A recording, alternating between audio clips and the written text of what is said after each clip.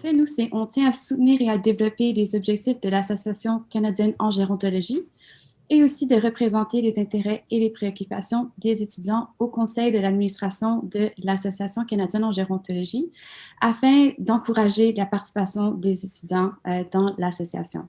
Donc, merci Asma, puis j'ai bien hâte de continuer la soirée. Merci beaucoup. Alors, en fait, ces soirées sont pour objectif, cette soirée en fait où on a d'autres soirées qui s'en viennent, sont pour objectif de discuter, échanger avec des chercheurs dans le domaine du vieillissement, gériatrie, au cheminement professionnel divers, de partager ensemble nos préoccupations et nos réflexions et nos questionnements. Aujourd'hui, on a choisi le thème sur faire carrière au féminin en recherche sur le vieillissement. Alors, sans plus tarder, on va passer à l'activité qui nous rassemble, mais j'ai quelques informations pour le bon déroulement de cet événement. Officiellement, la durée de l'activité sera 1h30. Toutefois, nous vous invitons à rester, si vous pouvez, à continuer à échanger avec nos invités jusqu'à 19h. Veuillez noter que notre activité sera enregistrée et diffusée en ligne ultérieurement. Je vous invite tout le monde de fermer leur micro et leur caméra pendant les périodes de discussion avec nos invités. Si vous voulez poser des questions, vous pouvez le passer par le chat ou aussi on a des périodes de questions. Vous pouvez poser les questions oralement. Alors maintenant, je vais présenter notre 4 modératrices de cette soirée. Je vais commencer par Jessica Joachim, c'est notre vice-présidente et doctorante en pharmacologie et physiologie à l'Université de Montréal. Puis notre Mélanie Lebert, c'est notre responsable de communication. Elle est étudiante au doctorat en sciences de la réadaptation à l'Université de Montréal. Puis Amélie Brisebois, c'est notre secrétaire. Elle est étudiante au doctorat en sciences biomédicales à l'Université de Montréal. Et bien sûr, Ariane Sogamassi aussi, c'est notre 4e modératrice. Jessica, je vous passe la parole. Oui, donc on va commencer en présentant notre panel de la soirée. Donc, tout d'abord, nous avons le professeur Pierrette Gaudreault, qui est professeure titulaire au département de médecine de l'Université de Montréal et directrice du laboratoire de neuroendocrinologie du vieillissement du CRCHUM. Nous avons ensuite la professeure Sylvie Belleville, qui est professeure titulaire au département de psychologie de l'Université de Montréal et directrice du consortium pour l'identification précoce de la maladie d'Alzheimer. Et nous avons finalement la professeure Suzanne Dupuis-Blanchard, qui est professeure titulaire à l'École de sciences infirmières de l'Université de Moncton et directrice du Centre d'études du vieillissement. Nous allons tout d'abord commencer par un peu un background de notre panel de la soirée. Je voulais commencer par vous demander quel était votre parcours académique et professionnel qui vous a mené à être intéressé à la recherche sur le vieillissement, puis quels sont les moments marquants de votre carrière qui vous ont amené à poursuivre cette thématique de recherche. Donc, si vous voulez, professeur Pierrette Gaudreault, vous pouvez commencer la première thématique.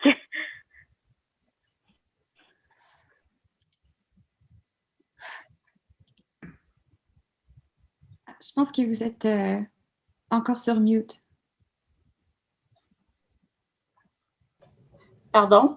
Alors, je voudrais d'abord saluer cette belle collaboration entre le Réseau québécois de recherche, les étudiants du comité du réseau vieillissement ainsi que la Student Connection. Alors, je pense que vous avez pris une des bonnes habitudes qu'on doit avoir en recherche, c'est-à-dire créer des contacts. Alors, donc, comment je fus amenée à la recherche en vieillissement. Mes études étaient dans le domaine au niveau du doctorat en pharmacologie et au niveau postdoctoral plus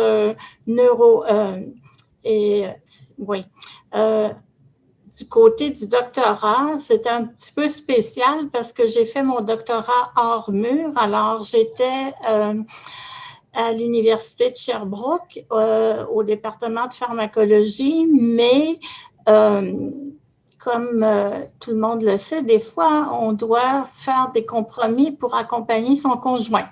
Alors, mon conjoint était rendu au stade postdoctoral. Il est allé au National Institute of Health à Bethesda, au Maryland. Alors, donc, je me suis trouvé un laboratoire d'accueil là.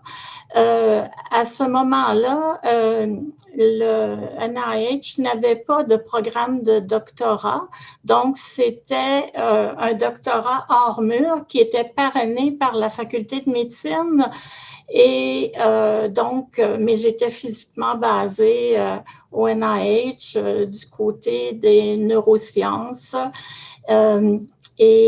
donc, avant de quitter, le doyen de la faculté de l'époque m'avait fait venir dans son bureau pour me dire la phrase qui m'a marqué beaucoup, « Il ne faut pas que ça foire ». J'étais la première candidate à aller faire un doctorat hors mur. Alors donc, j'avais l'impression que j'avais une responsabilité particulière vue par la lorgnette du doyen. Alors, donc, j'ai tout fait, ma formation au niveau de mon projet de recherche. Je suis revenue à Sherbrooke simplement pour passer mon examen prédoctoral et soutenir et défendre ma thèse de doctorat. Après ça, nous sommes revenus à Montréal et je me suis inscrite au postdoctorat du côté de la neuroendocrinologie. Et à ce moment-là, il y a un récepteur au niveau de l'hypophyse antérieure qui est extrêmement important pour la régulation hormonale. Alors, c'est le récepteur du facteur de libération de l'hormone de croissance. Et chez l'adulte, c'est plus une hormone de maintenance, on le sait maintenant. Et à ce moment-là, le récepteur venait d'être cloné et on cherchait une voie spécifique pour laquelle le récepteur était extrêmement important. On avait des évidences indirectes qu'il y avait un rôle peut-être dans l'obésité, puis il y avait un rôle peut-être dans le vieillissement. J'ai fait des expériences avec des modèles rongeurs, ce qu'on appelle des études précliniques,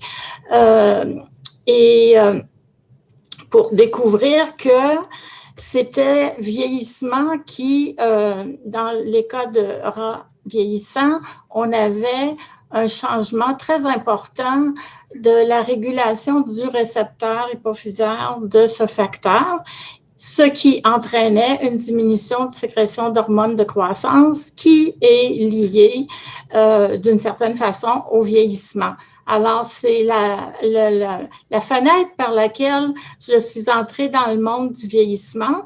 J'y ai séjourné un certain nombre d'années au niveau plus de la recherche en neuroendocrinologie.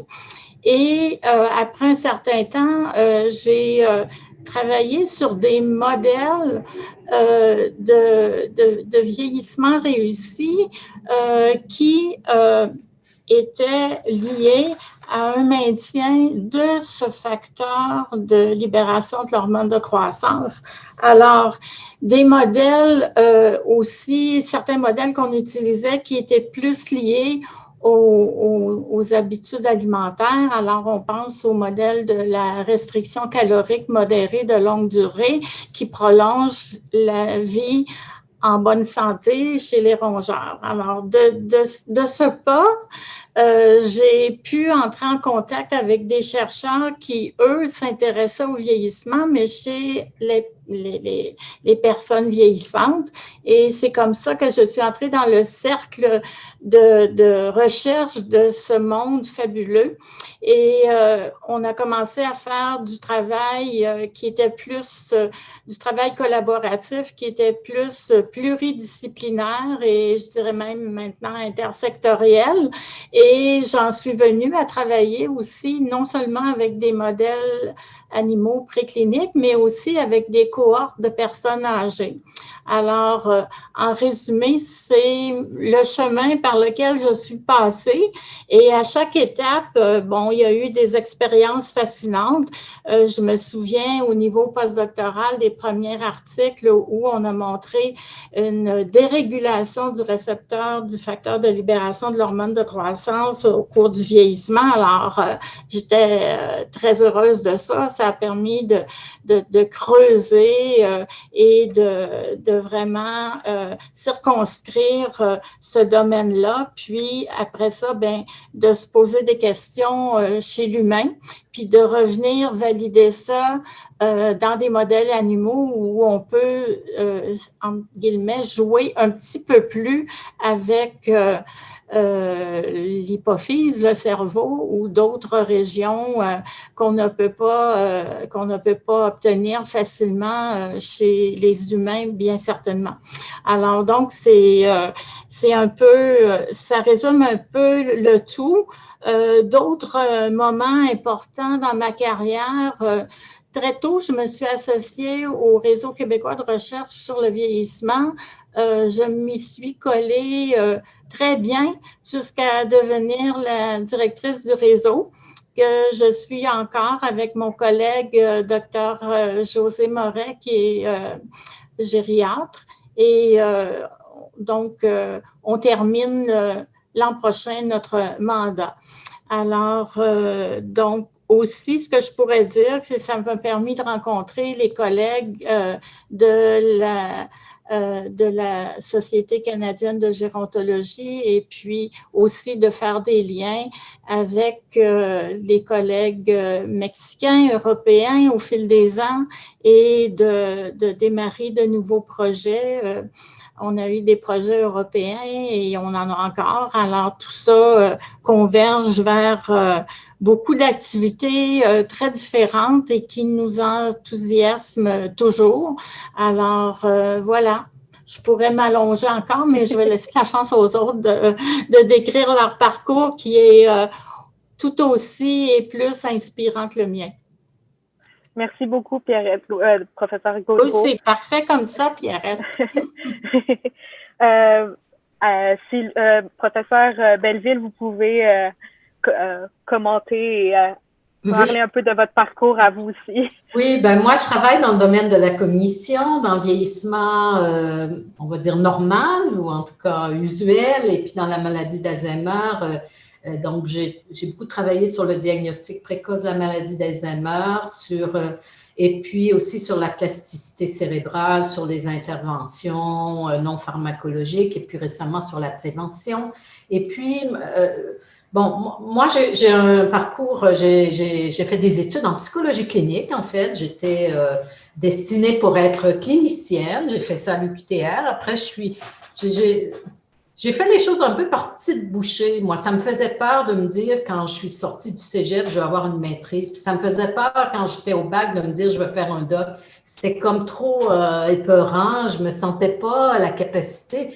Et ça, je pense, c'est très féminin, entre guillemets. Je devrais peut-être pas dire ça, là, mais en le prenant bouchée par bouchée, ça me faisait moins peur. Puis finalement, je l'ai fait.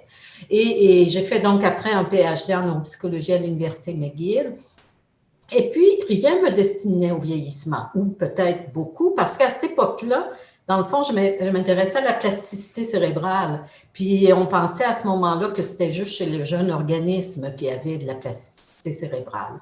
Et puis aussi, quand j'ai fait mon doc, ben, c'était formidable, McGill, c'était wow, c'était l'ouverture sur le monde, mais en même temps, parfois tu as des mauvaises rencontres. J'avais eu une mauvaise rencontre avec une jeune chercheure de mon âge qui était très agressive, puis j'avais vraiment pas aimé ça, puis je m'étais dit, non, moi ça m'intéresse pas, j'ai pas envie de vivre ça, j'ai pas envie que la recherche, tu sais, d'être obligée de me battre avec du monde pas fin.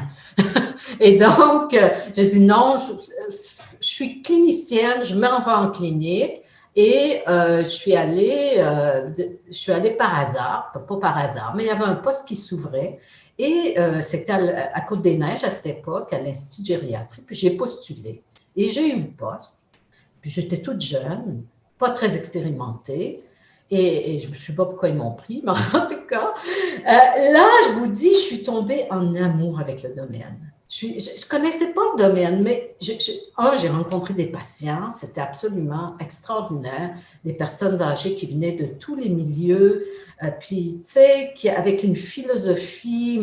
J'ai adoré parler avec eux, j'ai été intriguée par toutes les problématiques liées aux problèmes cognitifs. J'étais en lien avec des cliniciens comme Francine Fontaine, Claudine Leclerc, Jean Châteaulois, qui étaient extraordinaires au niveau de leur sens clinique, des intellectuels, des chercheurs, il y avait Roch Lecourt, il y avait Joannette, Isabelle Peretz, c'était des gens qui étaient tellement impressionnants. Et puis aussi qu'il y avait une approche très, je dirais, humaine de la recherche parce que c'est pas juste des chercheurs, il y avait aussi du fun dans la vie. Ils aimaient ça, bien, du bon vin, puis on allait dans des cafés, puis on discutait de science. C'est passionnant. Alors, puis j'ai vraiment aimé ça beaucoup, beaucoup. Puis j'ai réalisé que la recherche, ça pouvait être le fun, ça pouvait être avec des gens intéressants et ça pouvait être nourrissant. Donc là, je me suis dit, ah tiens, c'est pas inintéressant. Puis j'ai réalisé que c'est comme un peu cette idée que c'est comme un peu je suis un détective puis j'essaie de comprendre quelque chose parce qu'à l'époque, on s'intéressait beaucoup aux études de cas. Puis c'était vraiment ça, c'était une approche très, très intellectuelle de découverte et j'ai trouvé que c'était un formidable plaisir que de m'intéresser à la recherche et à la science, puis que le vieillissement, c'est extrêmement intéressant. Puis à ce moment-là, il n'y a pas grand monde qui s'intéresse au vieillissement. Hein? Moi, je me souviens, il y a du monde qui m'ont dit « c'est pas intéressant, c'est bien trop compliqué ». Moi, je suis là « mais non, justement, c'est compliqué, c'est ça qui est intéressant ». Et je vois que là, il y a de plus en plus de monde qui réalise que c'est fascinant, le domaine du vieillissement. Puis moi, enfin, les gens autour de moi, ils ont toujours trouvé ça fascinant. Je suis contente que les gens commencent à réaliser que ça peut être un problème scientifique vraiment, puis social en plus, qui est très, très important.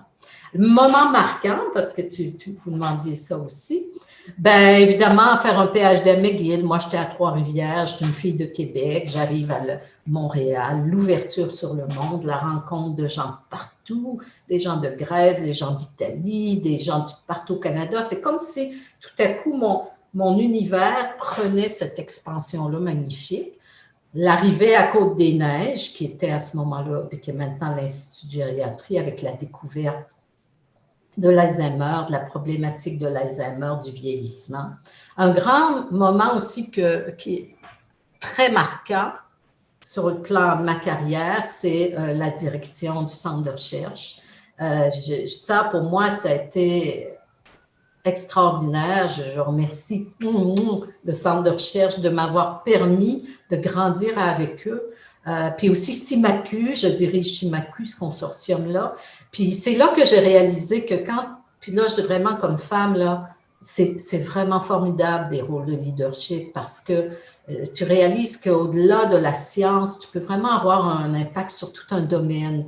Tu facilites des carrières, c'est absolument, puis c'est scientifique parce qu'évidemment, tu t'adresses toujours à des questions scientifiques, mais c'est quelque chose qui pour moi a été extraordinairement enrichissant et ça, c'est vraiment un jalon majeur dans ma carrière. Voilà, ça fait le tour un petit peu. Bon, on aura peut-être l'occasion d'en parler plus avant, là, des défis aussi. Merci beaucoup, professeur Belleville. C'était très, très, très intéressant. On va passer maintenant au professeur Dupuis-Blanchard.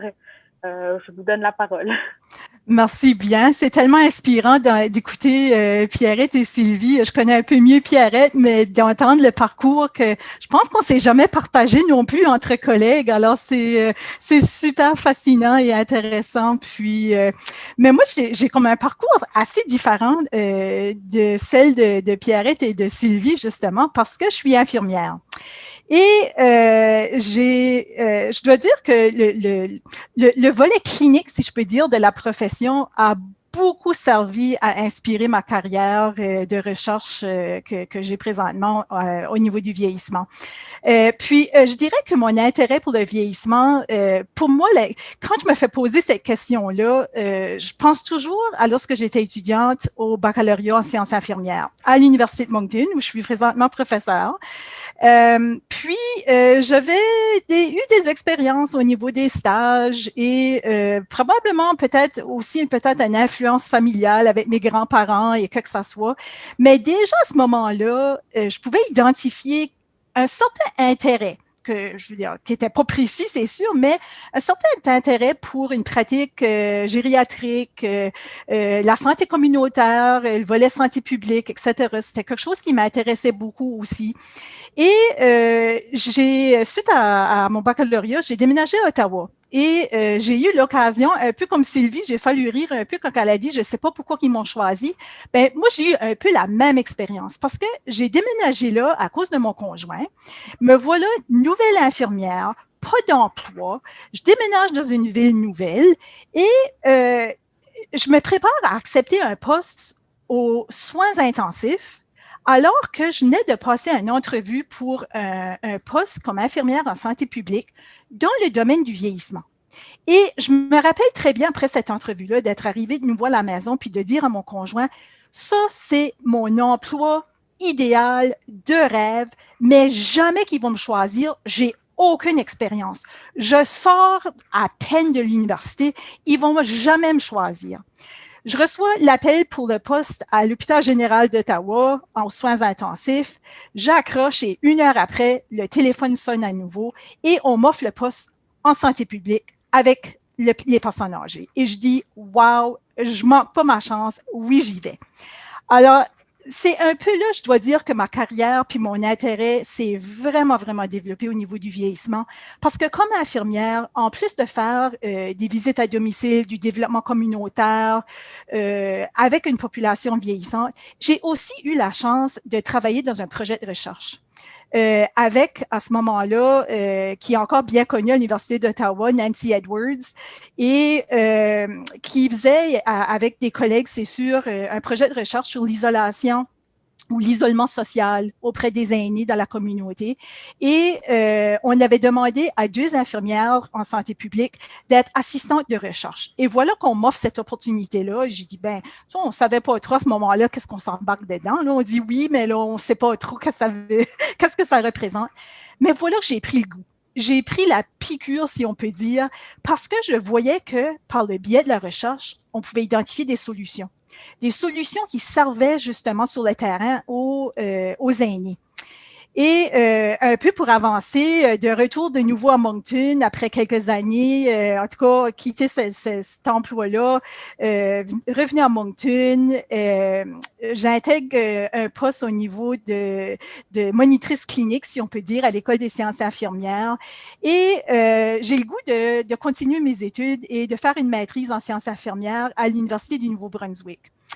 Et j'utilise l'expérience que j'ai eue en santé communautaire auprès des personnes âgées pour développer mon champ d'intérêt, justement. Et c'est à ce moment-là que je me suis intéressée au maintien à domicile, aux questions de déménagement, aux questions de communauté, de vieillissement et de santé et tout le kit. Et je dois vous dire une petite anecdote que lorsque je suis arrivée à choisir ma thématique de thèse pour ma recherche au niveau maîtrise, j'avais beaucoup observé un peu j'appelle une crise ou des difficultés au niveau du déménagement des personnes âgées, alors qui devaient quitter la maison pour aller soit vers un foyer de soins ou une résidence quelconque, et ça posait un grand stress. Puis je me rappelais très bien que arrivé de nouveau au bureau de santé publique, lorsque j'étais infirmière, j'avais demandé à mes collègues, avez-vous des suggestions? Est-ce qu'il y a des programmes qui existent pour pouvoir soutenir ces gens-là? Parce que moi, je voyais qu'ils étaient presque en crise, ça pleurait. Puis les gens me disaient, ben écoute, Suzanne, c'est normal, les gens, ils déménagent, il n'y a rien là, hein, c'est pas, on ne doit pas se préoccuper de ça. Puis ça m'avait vraiment marqué parce que moi, j'avais eu un peu un sens d'observation qui m'avait donné un peu des différents indices. Et ça a été le choix de ma thématique de thèse de maîtrise. au détriment, si je peux dire, de ma directrice de thèse qui je me rappelle très bien, m'a dit « Ben, tu es infirmière, tu devrais t'intéresser à des questions précises cliniques. Pourquoi tu t'intéresses au déménagement puis au maintien à domicile? » Puis à ce moment-là, aging in place, là, maintien à domicile, c'était pas quelque chose. Puis là, je parle de fin 90, 2000. Là, je veux dire, c'est pas là, c'est pas 100 ans passés. Là. Mais c'était pas une thématique qui était très bien connue, très bien développée. Et je me rappelle très bien, tout au long de ma recherche de maîtrise, il fallait toujours que je revienne à soutenir mon idée de pourquoi c'était important de poursuivre cette étude-là. Et un peu pour cheminer de là-dedans, j'ai poursuivi par la suite, après l'obtention d'un poste. Alors moi, j'ai fait ça un peu à l'envers. J'ai terminé ma maîtrise. On m'a offert un poste de professeur à l'Université de Moncton, où je suis toujours, mais à condition que je partais pour faire un doctorat.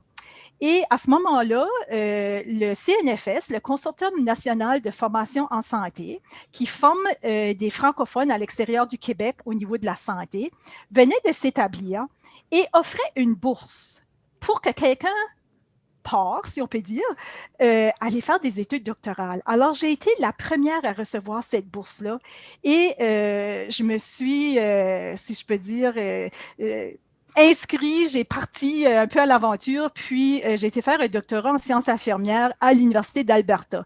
Et moi aussi, ça a été une belle ouverture au monde avec toutes sortes d'opportunités et de côtoyer des noms que j'avais cités comme Nora Keating et Carol Esterbrook. C'est toute cette équipe-là que maintenant on connaît beaucoup mieux, mais que à cette époque-là étaient eux aussi en train de former leur carrière. Et ça a été vraiment une très belle expérience qui, pour moi, je pense, a marqué définitivement mon parcours depuis ce temps-là. Et je dirais, un moment le plus marquant, il y en a plusieurs, ils sont difficiles à identifier comme ça. Certainement mon parcours, comme je dis, à l'Université d'Alberta, mais je dirais ma première subvention des IRSC. Je me rappelle très bien comme très jeune professeur qui venait de sortir du doctorat et de recevoir ce courriel-là qui disait « Félicitations, vous avez obtenu le financement des IRSC » et je me vois encore au bureau. J'ai sorti de mon bureau en courant dans le couloir. J'ai été dire à mes collègues « On a eu la subvention! » Mais ça a été vraiment un moment marquant de façon sérieuse parce que on a un organisme externe qui reconnaît notre potentiel comme jeunes chercheurs et qui nous permet de prendre cet élan-là, si je peux dire. Et pour moi, en tout cas, ça a été un moment, je pense, qui a beaucoup marqué ma carrière. Puis, je peux vous en parler plus long au fur et à mesure qu'on avance de la soirée, mais je vais m'arrêter là. Merci beaucoup, professeur Dupuis-Blanchard. C'était très intéressant d'avoir trois parcours complètement différents de l'un de l'autre au final, puis que ça montre à quel point il y a plusieurs façons qu'on peut, les femmes et les jeunes chercheurs peuvent faire devenir plus tard successful. J'ai comme un blanc sur le mot en français. Mais donc, on va passer à la période de questions. S'il y a quelques personnes qui ont des questions. Moi, j'en ai une pendant qu'on rentre s'il y a des questions qui rentrent, puis sinon, au pire, on ira tout de suite dans la deuxième thématique. J'étais intéressée à savoir si vous aviez eu des mentors qui vous ont marqué pendant votre parcours professionnel ou académique, qui vous ont aussi éclairé sur votre voie de recherche, sur la thématique de recherche sur le vieillissement au final. Donc, vous pouvez y aller. Je vais pas. Moi, j'ai pas eu de mentor formel, mais j'ai eu, comme tout le monde, un directeur de thèse, puis un directeur de postdoc, puis des fois des bons amis qui te poussent en disant comment, là, qu'est-ce que tu fais là? Allez, vas-y, faire ton doc. Mais je le regrette. Je pense que le fait de mettre en place des programmes de mentorat, je pense que c'est extrêmement important. Et je sais que ça se fait beaucoup dans l'industrie, mais je ne suis pas sûre que ça devrait plus se faire dans le milieu académique. C'est extrêmement utile et important. Je suis entièrement d'accord, Sylvie, parce que quand on vient de poser la question, justement, pour moi, c'est la même chose. C'est des directrices de thèse, mais vraiment un manquement, si je peux dire, au niveau de mentors, femmes, qui peut aussi nous guider, nous donner des indices, peu importe. Pour moi, ça a été très manquant aussi, puis je suis contente de pouvoir le faire maintenant, mais moi aussi, j'aurais souhaité avoir quelqu'un, justement, qui aurait été un peu dans la même position. De mon côté, en fait, j'ai 2 personnes et c'est pas des gens. Le premier, c'est mon directeur au niveau postdoctoral, Dr. Paul Brazo, qui était un spécialiste de la glande hypophysaire, co-découvreur de la somatostatine et du facteur de libération de l'hormone de croissance, pour lequel ses mentors à lui ont eu un prix Nobel. Mais c'est pas dans le domaine du vieillissement qu'il m'a mentoré le plus, c'est dans le domaine du développement des affaires. Alors, Dr. Brazo, c'était un bulldozer. Il était là pour ouvrir des pistes, refaire une expérience 2 fois, 3 fois. C'était pas nécessaire. Une fois, si ça marchait, c'était la bonne. Alors, et donc, il était très étroitement lié avec plusieurs compagnies pharmaceutiques qui s'intéressaient à cette molécule-là. Et donc, j'ai eu l'opportunité de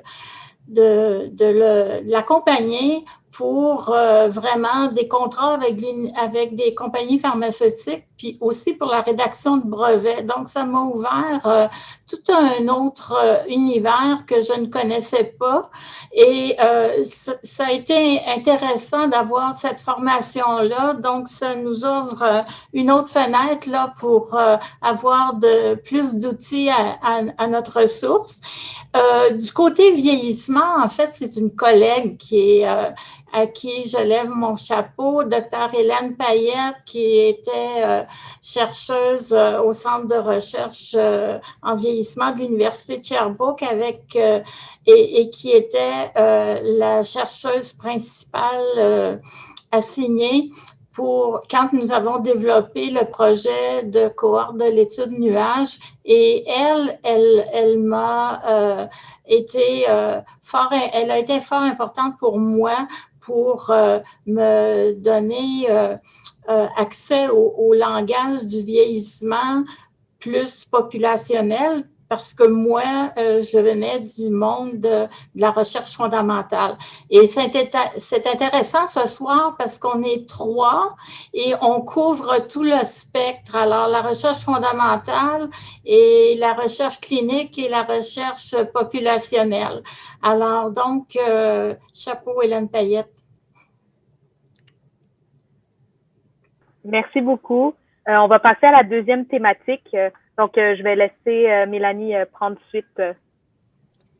Super. Donc, n'hésitez pas, si jamais vous avez des questions, à les mettre dans le chat ou à écrire directement à Ariane.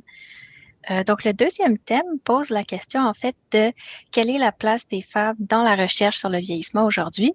Donc, juste pour un peu de contexte, en 2016, on comptait encore seulement 20% de femmes qui étaient employées dans les STEAM, donc sciences, technologies, ingénierie et mathématiques. Et ça, c'est les chiffres d'un rapport du Conseil de recherche en sciences naturelles et en génie du Canada. Donc, je me demandais, est-ce que c'est une observation que vous faites aussi dans vos différents milieux en vieillissement?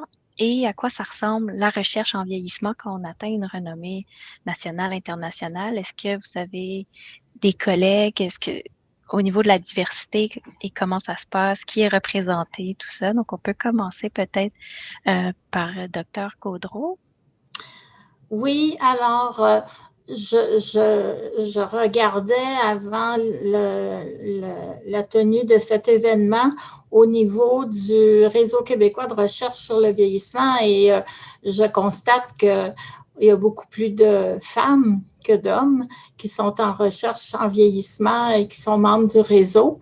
Puis à moins que je me trompe, j'ai l'impression que c'est un peu le reflet de ce qui se passe là, dans bien des milieux. Alors,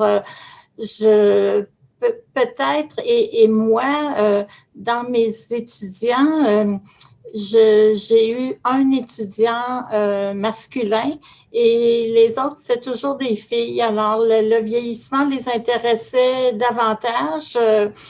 Ou est-ce que c'est simplement anecdotique? Alors, mes collègues vont pouvoir renchérir là-dessus. Donc, puis la deuxième question, c'était déjà? Ben, c'est ça, plus on avance, en fait, maintenant, ça, c'est plus peut-être au niveau des étudiants, mais au niveau de vos collègues qui ont une renommée nationale, internationale, est-ce que là, la diversité reste? Ou bien là, comme vous avez mentionné, c'était plus féminin, finalement, le vieillissement? Oui, quand on est, je dirais, vieillissement plus clinique, populationnel, il y a quand même beaucoup de femmes, mais si on regarde dans les congrès internationaux, là, les grands congrès internationaux comme le Congrès international de gérontologie et gériatrie qui a lieu aux 4 ans, je n'ai jamais fait de décompte, mais il me semble que c'est assez varié comme audience. La même chose quand on regarde l'assistance au Congrès international francophone de gériatrie et gérontologie, mais je n'ai pas de statistiques exactes là, pour vous dire c'est ceci, c'est 45 versus 55. Là, je n'ai pas cette information-là, sauf pour le réseau vieillissement où là, vraiment, il y a plus de femmes, de filles que de messieurs et de jeunes hommes impliqués à ce niveau-là. Alors, il y a eu quand même, et Suzanne pourra le dire aussi, il y a eu quand même au niveau de la recherche plus populationnelle, puis au niveau plus social, il y a eu une contribution des sciences infirmières qui ne sont pas négligeables dans l'essor de la recherche en vieillissement et de ce fait, plus de femmes que d'hommes. Alors, pour les autres composantes, si on parle de diversité, inclusion, bon, c'est sûr qu'il y a quand même des gens de différentes ethnies qui sont représentés, mais c'est quand même plus minoritaire là, à ce niveau-là. Voilà. Super. Je ne sais pas si le professeur Belleville voulait compléter aussi. Ben, moi, c'est sûr qu'en psychologie, il y a plus de femmes. On sait qu'il y a plus de femmes. Ce que je note, par contre, c'est que plus tu montes dans l'échelle du pouvoir, puis moins il y a de femmes. Donc, il y a beaucoup de femmes au bac, après un peu moins de femmes maîtrises doc, encore moins de femmes au niveau des chaires de recherche, par exemple. Donc, moi, je crois énormément aux quotas. Je pense que c'est essentiel. Dans les grands congrès Alzheimer, il y a des femmes, oui, c'est vrai. Qui sont les speakers invités? C'est des hommes. Qui sont les orateurs pour les plateformes? Je ne parle pas là de qui fait des présentations orales, mais je suis toujours très attentive à qui les gens vont inviter pour faire des grandes conférences. Et je sais qu'ils font attention maintenant de plus en plus. Mais il y a des congrès où c'est vraiment pas le cas, puis que tu vois que l'habitude vient. Moi, je pense qu'il y a un vrai problème là, parce que il y a des garçons, là, je suis désolée, mais il est temps qu'on se fasse des girl clubs, parce que des boys clubs, qu'est-ce que tu veux, il y en a. Fait que je pense, mais moi, par rapport à votre question, la formulation de votre question, moi, ce qui m'embête beaucoup, avec tout cet engouement pour la technologie et l'intelligence artificielle, c'est que je me dis que c'est quoi? C'est la recherche qui intéresse les femmes. Est-ce qu'elle est valorisée? Parce que, est-ce qu'on est obligé, nous les femmes, d'aller dans de la recherche qui ne nous intéresse pas parce qu'on se fait dire que c'est ça qui est important? Ou est-ce qu'on peut se dire que peut-être que les valeurs que nous, on a envie d'explorer, qui sont peut-être pas des valeurs à la mode actuellement, sont aussi des valeurs extrêmement importantes? C'est peut-être que la recherche en sciences sociales est importante. C'est pas parce que... et peut-être que comme femme, il faut valoriser l'approche qui nous intéresse. C'est ça que j'aime pas trop, moi. Ça m'embête un peu de dire, ah, mais les femmes, vous allez pas... Il n'y a pas beaucoup de femmes en intelligence artificielle. Ça m'inquiète parce que ça veut dire que tous les recrutements vont se faire. Ça va être difficile de recruter des femmes dans ce domaine-là. Mais en même temps, je me dis peut-être qu'il faudrait aussi valoriser des domaines qui sont ceux qui intéressent les femmes. Fait que c'est ça. C'est un petit peu ça que je voulais dire par rapport à... Deux aspects super intéressants. Diversifier les représentations et aussi revaloriser les endroits où la représentation est présente. Oui. Mais c'est sûr que là, quand je vais dans les congrès, là où je ne vois vraiment pas beaucoup de représentants, c'est au niveau des Africains-Américains ou des gens j'en vois pas beaucoup. C'est vraiment fâchant. Et je me dis, il faut aider les gens aussi qui sont... La diversité, ce n'est pas juste en termes d'hommes-femmes, mais je pense que comme femmes, on est très sensible à l'importance de la diversité. Moi, je suis très, très sensible à ça. Et les femmes noires, il faut vraiment les aider encore plus parce qu'elles ont ces deux poids, là, quelque part. Elles sont à l'intersection. Oui, c'est ça, je sais. C'est des nouveaux termes que je connais bien, mais... Super. Et professeur Dupuis-Blanchard, de votre côté? Oui, moi, c'est sûr que là, je suis dans une profession qui est majoritairement femme comme infirmière, où on compte environ 2% d'hommes.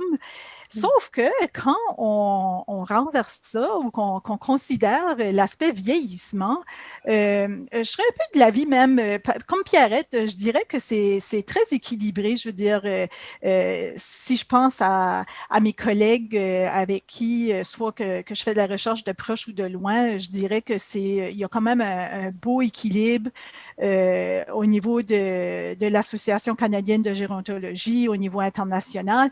Je pense que à ce niveau-là, ça va. Sauf que je pense qu'il faut qu'on réalise aussi que, puis ça touche un peu qu'est-ce que Sylvie disait, il y a quand même des défis, je pense, importants, puis on les connaît au niveau de la maternité, au niveau de... C'est quoi être femme puis d'être chercheur? Puis, comme je dis, ce ne sont pas des nouveautés, mais je le vois présentement auprès de mes étudiantes, de ma postdoctorante, etc. C'est un peu l'équilibre de vouloir avancer sa carrière au niveau de postes intéressants, de faire une demande de chaire de recherche, mais c'est aussi l'équilibre avec, c'est le temps d'avoir des bébés, c'est le temps d'avoir... Et comment on équilibre ça? Et est-ce que ça va nuire au niveau de l'avancement de la carrière et ces choses-là?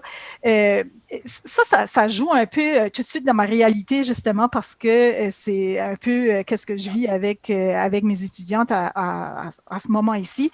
Mais je dirais aussi qu'on est dans un monde compétitif de recherche. Puis, entre femmes, des fois, on n'est pas toujours très respectueuse et très...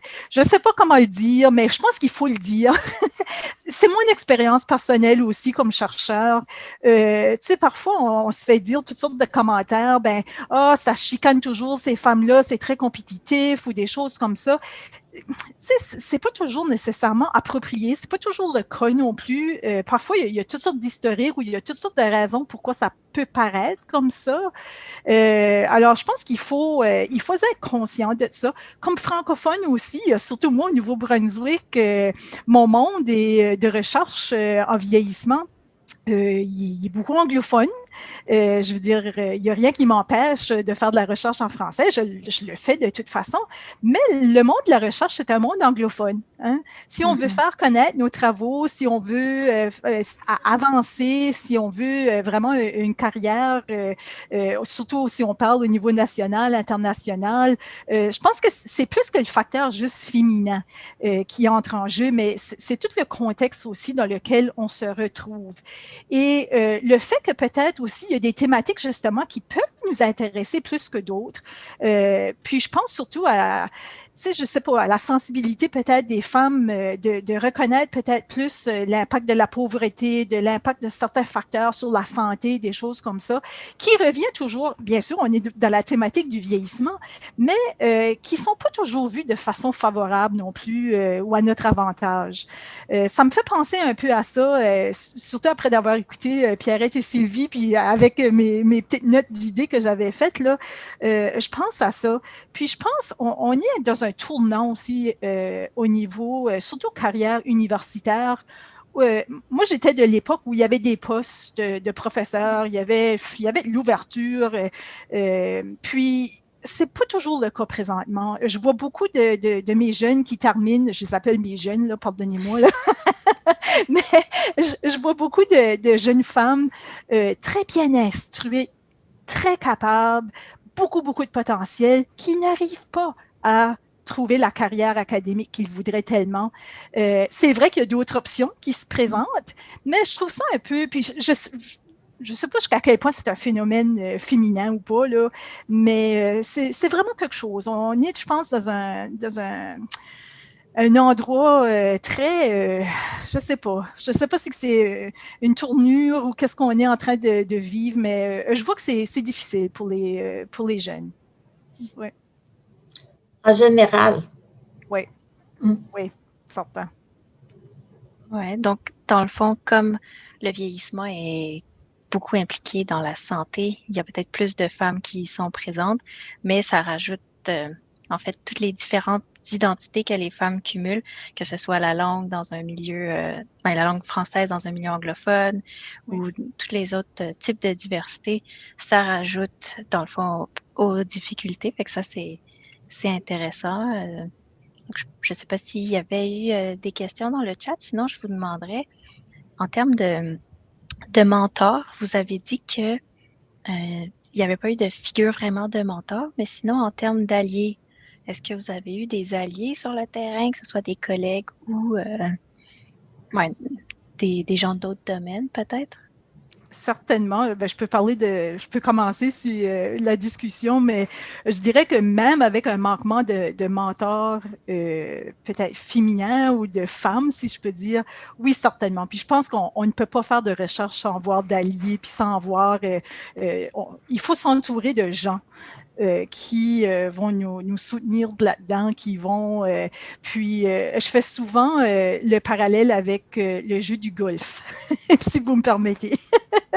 Alors, quand j'ai commencé à jouer au golf, j'ai des collègues, des amis, je devrais dire, qui m'ont dit pour réussir au jeu du golf, il faut s'entourer de joueurs qui sont meilleurs que toi. Parce que quand tu t'entoures de gens qui jouent mieux que toi, tu vas améliorer ton jeu. Mais si tu joues avec des gens où c'est toi la meilleure, ben, tu ne vas pas être poussé à faire mieux. Tu vas penser que tu es bonne parce qu'eux autres, ils ne peuvent pas jouer. Ben, je pense souvent à cette analogie-là dans notre monde de recherche un peu, et que ça soit recherche, que ça soit enseignement, que ça soit peu importe, mais notre monde académique qui est très compétitif quand même. Puis, je pense que c'est ça, il faut s'entourer de gens qui nous inspirent aussi, qui vont nous permettre d'être le meilleur de nous, mais que quand on fait des erreurs, c'est pas la fin du monde, là. On se reprend et on continue.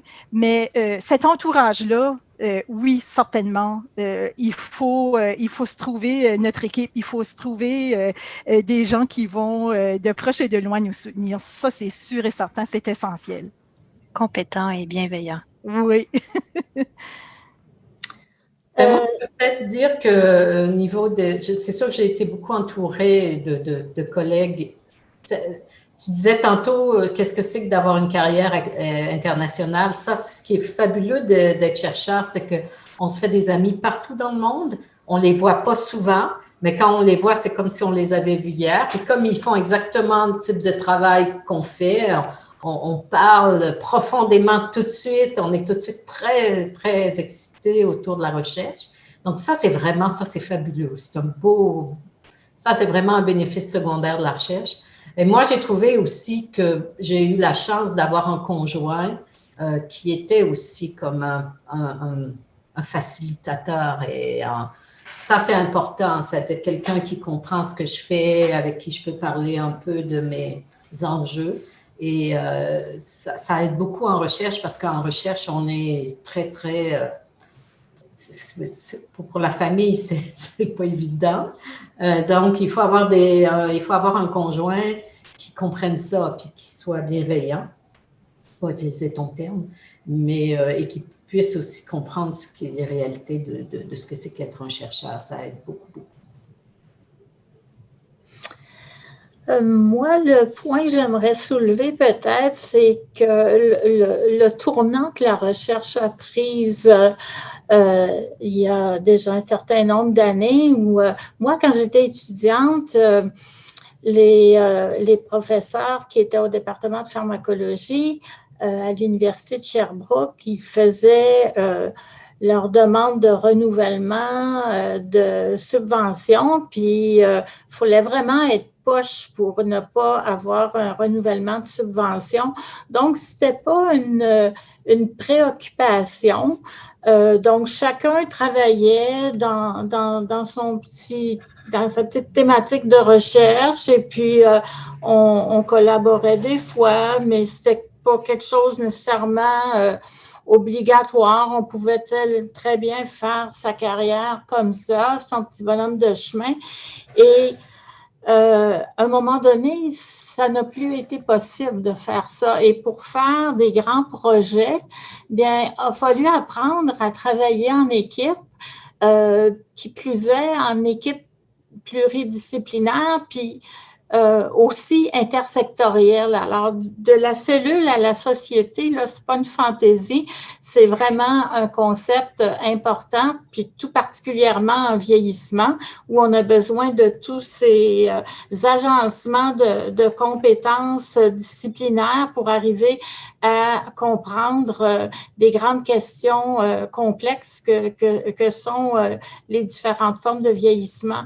Alors, donc, il y a eu vraiment un point charnière où on n'a plus été capable de faire de la recherche si on était en solo. Alors, si vous regardez les demandes de subventions qui sont accordées au niveau des instituts de recherche en santé du Canada, ben moi, j'en vois pas où on a un chercheur seul et qui réussit à obtenir. Alors, c'est souvent des grandes équipes, pas toujours, ça peut être des équipes de quelques personnes, mais pour des grands projets structurants, c'est toujours des très grandes équipes. Et puis, je pense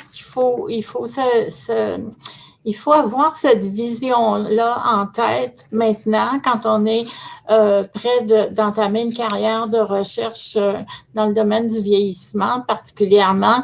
Il faut vraiment se construire un groupe d'alliés, on doit se construire un réseau de contacts qui vont nous aider tout au long de notre carrière. Puis, à un moment donné, c'est eux qui nous aident, puis l'inverse, c'est vrai aussi. Alors, mais il faut être capable de développer cette habileté-là assez tôt dans la formation maintenant. Merci. On a aussi une question dans le chat qui vient de France Jodoin qui demande donc, quels sont les domaines de recherche à surveiller au cours des prochaines années? Donc, peut-être Gaudreau parler un peu aussi de la collaboration qui faut commencer à se faire. Donc, la collaboration augmente, mais est-ce qu'il y a vraiment peut-être des différents domaines de recherche, des nouvelles voies que la gérontologie ou la recherche en vieillissement prend? Ah ben, en tout cas, de plus en plus, l'intelligence artificielle est mise au service de projets de recherche qui débouchent sur un bien-être tangible pour la population âgée. Alors, je pense que l'intelligence artificielle, même si on en entend parler de tout bord, de tout côté, là, on a l'impression qu'il y a juste ça, c'est le nouveau, la nouvelle vague en recherche, mais c'est quand même un atout important. Et puis, il y a beaucoup de recherches appliquées au vieillissement qui se fait dans le domaine de l'intelligence artificielle, que ce soit des algorithmes de décision, que ce soit des maisons intelligentes, des vêtements intelligents, tout ça. Alors, il y a beaucoup qui se développe dans ce domaine-là. Donc, je pense que l'intérêt, c'est d'avoir une formation, quand c'est possible, au moins bidisciplinaire.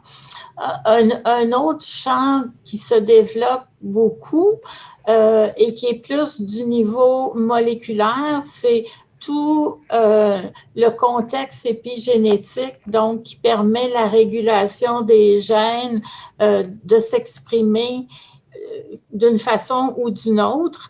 Et ça, ce qui est intéressant avec ça, c'est qu'on peut regarder ça du point de vue moléculaire, mais on peut regarder aussi les aspects sociaux ou les modes de vie, quels sont leurs impacts sur la régulation épigénétique. Alors, il y a des beaux liens, des beaux projets à développer dans ce sens-là.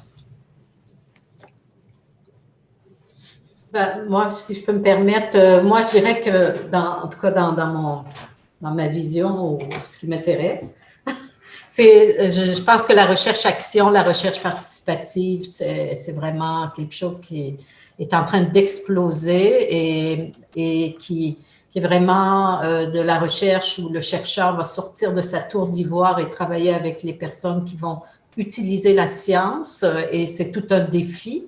Mais c'est extrêmement intéressant parce que quand tu parles aux chercheurs, ce qu'ils veulent, c'est faire une différence. Mais ce qu'ils réalisent quand ils ont mon âge, c'est que les découvertes qu'on a faites qui ont vraiment eu un impact dans la vraie vie sont, peut-être c'est normal qu'il n'y en ait pas beaucoup, mais elles pourraient être beaucoup plus importantes. Et je pense qu'un des problèmes, c'est que le chercheur est trop déconnecté de son objet, ou en tout cas trop déconnecté des utilisateurs de la science, et que toute cette approche où on va intégrer les utilisateurs, où on va faire réfléchir à comment on va transférer les résultats, où on travaille avec les utilisateurs même pour mettre en place les projets de recherche, question de Living Lab, etc. Moi, je pense que ça va avoir un impact majeur aussi. En plus, ça va faire en sorte que les personnes, les gens ordinaires, vont devenir ils vont avoir une meilleure littératie scientifique, donc ils vont être capables de comprendre qu'est-ce que ça veut dire une taille d'effet, qu'est-ce que ça veut dire un groupe placebo dans une intervention. Tu sais, tout ça, c'est extrêmement important si tu veux être vraiment connecté avec le monde scientifique moderne. Donc, je pense que c'est vraiment un thème important et d'avenir. Complémentaire à ce que Pierrette mentionne. Oui, je suis entièrement d'accord avec ce qui a déjà été dit, puis la recherche en partenariat, puis les partenariats étant les aînés avec qui on fait la recherche pour ou avec, c'est tellement important, puis c'est certainement, je dirais, la nouvelle vague, mais peut-être pas si nouveau que ça, mais ça va certainement se poursuivre. Je dirais aussi au niveau de principaux domaines de recherche ou d'avenir, l'impact de l'environnement aussi, ça c'est encore une fois, c'est avec la recherche plutôt que moi je fais, mais on voit l'impact un peu quand on a des épisodes de verglas ou des choses très environnementales, puis l'impact que ça peut avoir justement sur nos communautés, sur les personnes âgées, ça c'est un peu des choses qu'on n'a pas beaucoup regardé nécessairement, puis que j'entends un peu plus être discuté. L'agisme, ce sont des thématiques très, très d'actualité présentement, mais certainement la vague de technologie, que ça soit, peu importe comment on veut la nommer et quel élément spécifique à l'intérieur de la technologie, mais moi, je le vois certainement dans le secteur du maintien à domicile. On tente de développer des technologies pour toutes sortes de choses, pour garder nos aînés à domicile le plus longtemps et de retarder ou de prévenir des admissions en foyer de soins. Ouais. Amélie, je vais te passer la parole si on peut passer au troisième. Mylène, je vois ta question, mais je pense qu'on va peut-être y toucher dans la prochaine thématique. Donc, si on n'y touche pas, on y revient. Et Amélie, je passe à toi. Oui, merci. Donc, effectivement, on risque de toucher à ces thématiques-là. Donc, j'en profite pour remercier nos 3 panélistes jusqu'à présent. C'est notre dernier tour de table. Donc, vous avez vraiment des visions et des passions qui sont comme palpables. Donc, on est bien, bien chanceuse de vous avoir, chanceuse et chanceux de vous avoir aujourd'hui. Donc, notre dernier tour de table, en fait, il va porter plus sur la relève. Puis, en fait, on aimerait ça aussi avoir vos conseils pour mieux s'épanouir comme futurs chercheurs et chercheuses en recherche sur le vieillissement. Donc, vous avez déjà mentionné plusieurs défis, en fait, entre autres en ce qui concerne le fait que pour avoir une carrière académique, la compétition maintenant, elle est très, très, très forte. Donc, il n'y a pas beaucoup d'élus. Beaucoup de gens veulent faire une carrière académique, et tant chez les hommes que chez les femmes, en fait, il n'y a pas beaucoup d'élus. Je pense qu'on parle de moins de 10% des gens qui ont un doctorat qui réussissent à obtenir un poste comme professeur, là. Donc, c'est vraiment très, très compétitif. Quand vos témoignages au début, vous me disiez « Ah, je ne sais pas pourquoi j'ai eu ce job-là », je ne suis pas sûre qu'aucune d'entre nous, comme doctorante ou comme post-doctorante, c'est quelque chose qu'on va pouvoir dire éventuellement. Si on a un poste de professeur, on va juste faire comme « Yes !» Donc, c'est très, très compétitif maintenant. Puis en fait, ce que j'aimerais entendre de votre part, c'est en fait, il y a 2 aspects par rapport à la relève. J'aimerais ça que vous développiez un peu sur comment est-ce que vous faites pour vous assurer au sein de votre équipe à vous que les étudiantes puis vos collaborateurs aussi aient du succès puis que vos projets soient pérennes, dans le fond. Puis aussi, quel genre de conseils est-ce que vous donneriez à des futurs chercheurs dans le domaine du vieillissement? Donc, je vais donner la parole à Dr. Gaudreault pour commencer. En termes de conseils, je pense qu'on ne pourra jamais dire assez que ça prend, quand on commence comme jeune chercheur, chercheuse, ça prend un comité de mentorat pour nous entourer. Et maintenant, c'est un mode de fonctionnement qui est adopté par à peu près toutes les universités canadiennes. Alors, donc, il faut, et si dans l'environnement où vous allez, il n'y a pas de comité de mentorat structuré, créez-vous-en un à même le bassin de chercheurs ou de professeurs du département auquel vous allez appartenir. Alors, ça, c'est important. Ce qui est important aussi, la première, et c'est important toute notre vie, quand vous faites une demande de subvention, premièrement, il faut s'y prendre longtemps d'avance. Longtemps, estimez ce que ça veut dire pour vous longtemps, multiplié par 2,5 fois, puis ça va être à peu près le temps que ça va vous prendre pour bien réussir dans les temps voulus. Donc, souvent, quand on est jeune chercheur, on réalise pas tout à fait ça encore. Là, une demande de subvention, c'est pas la même chose qu'une demande de bourse et ça demande beaucoup, beaucoup plus de préparation. Et ce n'est pas seulement la préparation scientifique, c'est aussi la préparation au niveau de l'installation de votre laboratoire, des accréditations que vous allez chercher dans des départements complémentaires, etc., vos rencontres avec le doyen et tout. Alors, c'est le directeur du centre de recherche, si c'est le cas. Alors, donc, toutes ces choses-là, ça prend du temps et habituellement, c'est un processus qui dure au moins 1 an. Donc, il faut la dernière année du dernier degré dont on a besoin pour devenir nouvelle ou nouveau chercheur dans une université, il faut déjà penser à tout ça.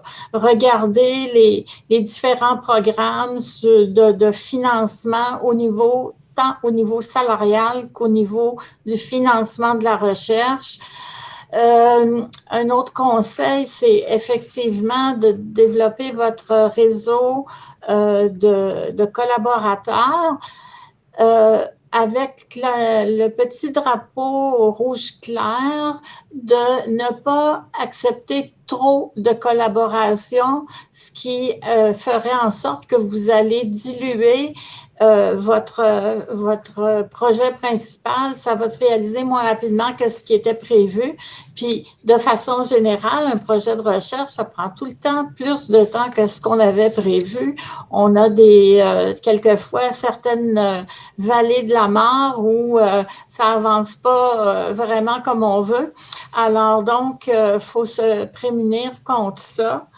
Un dernier conseil que je donnerais, c'est quand vous entamez des collaborations, tout de suite, mettez sur papier comment ça va se passer si vous avez un article ensemble pour que votre contribution soit reconnue à sa juste valeur et que ce qui avait été promis au départ par le collaborateur ou la collaboratrice fonde comme neige au soleil et que vous vous retrouviez dans le milieu alors que vous de la liste d'auteurs alors que vous avez fait une grande partie du travail. Alors donc, les gens autour sont de bonne foi, mais des fois, l'occasion fait le larron et puis les idées changent. Alors, donc, soyez attentifs à ces choses-là pour ne pas être déçus. Puis, habituellement, quand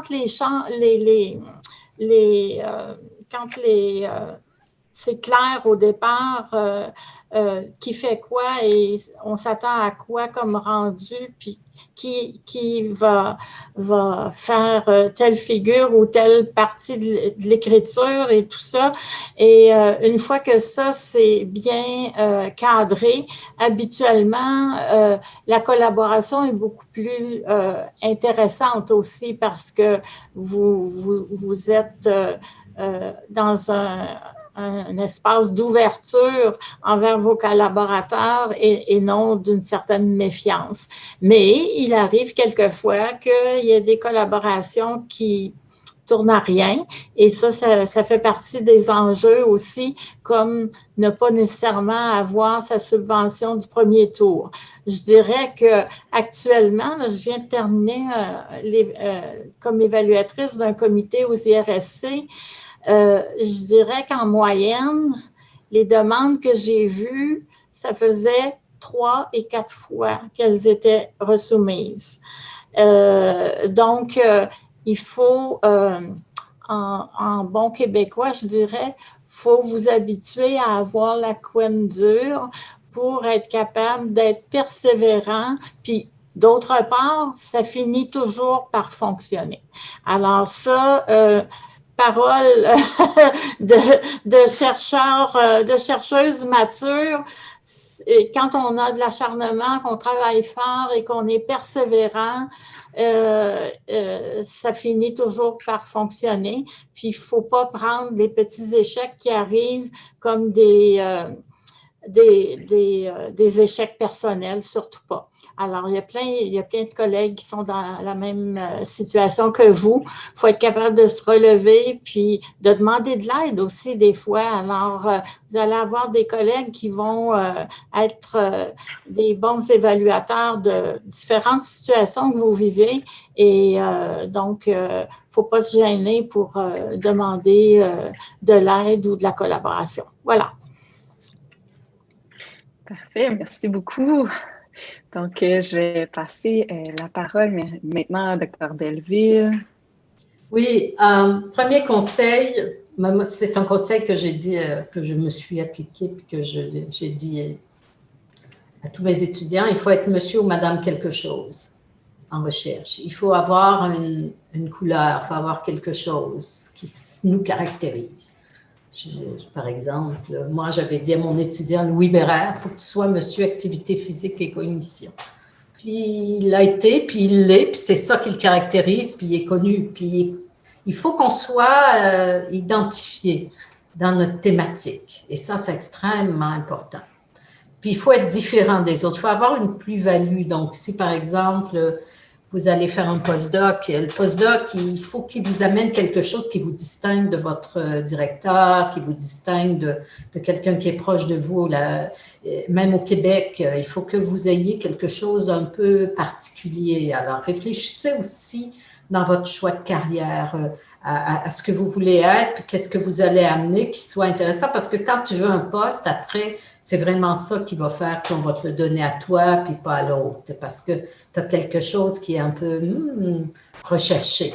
Et donc, réfléchissez en termes aussi de plus-value, puis d'originalité par rapport à votre formation. Bon, plusieurs choses que Pierrette a dit qui sont vraiment tout à fait vraies, mais je vais les redire peut-être dans mes mots. Moi, je crois beaucoup au principe 80-20, là, le fameux principe qui fait que tu as 80% du résultat avec 20% des efforts, là. Puis ça, c'est peut-être pas tout à fait vrai parce qu'il y a beaucoup de sueur dans la recherche, là, mais il reste que des fois, je réalise que certaines personnes ont du mal à s'arrêter. Puis, à un moment donné, le perfectionnisme, ça fait rendre fou. Puis, il y a un moment donné où il faut que tu prennes une certaine distance sur tes affaires ou un certain recul, puis que tu te dises, OK, j'arrête, là, j'ai fait pas mal, puis c'est bien. Puis là, tous les heures que je vais mettre à ça, ça va juste faire ça d'amélioration. Puis, ça m'empêche d'écrire le papier ou de faire une bonne conf. Donc, il y a une gestion de nos priorités, de notre temps en recherche qui est extrêmement importante, qu'il faut apprendre, ça s'apprend ça. Mais il faut avoir de la métacognition, il faut se remettre en question. Est-ce que je mets les priorités ou est-ce qu'elles sont? En recherche, c'est bien d'être hyperactif, là. On n'est pas tous hyperactifs, mais les gens hyperactifs, c'est sûr qu'on lance des lignes, puis des fois, souvent, ça ne marche pas. Pierrette disait pour les collaborations, moi, le nombre de lignes, puis de collaborations, puis de gens que j'ai rencontrés, puis oui, c'est vrai, ça ne marche pas tout le temps, puis c'est correct, c'est normal, c'est ça. On lance énormément de lignes, on est hyperactif, mais puis c'est ça la science. C'est par exemple les données qui ne marchent pas. Le nombre de papiers que j'ai, moi, là, je ne regarde plus parce que ça me déprime, là. Le nombre de données que je n'ai pas publiées parce que finalement, ce n'était pas bon. Publiez-les pas. C'est pas bon, publiez-les pas. On a assez de publications à lire. Il faut les oublier. C'est plate, on ne veut pas, on y a travaillé, on les aime. Des fois, c'est comme quand on écrit un papier, là, le paragraphe qu'on a écrit, là, on l'aime tellement, puis notre directeur, il biffe ça, puis là, ça fait mal. Mais oui, c'est ça. C'est pareil pour les données. Vous allez en avoir plein de données que vous ne publierez pas. C'est correct. Bon, c'est la vie. Mais publier, c'est essentiel. Si vous ne publiez pas, vous n'y arriverez pas. Il n'y a pas de recherche finie tant qu'il n'y a pas de publication. Elle n'est pas finie, votre recherche. La fin d'une recherche, c'est la publication. Ou en tout cas, si les données ne sont pas publiables, on comprend. Mais il faut vraiment, ça, si vous voulez être prof, chercheur, scientifique, il faut vraiment publier.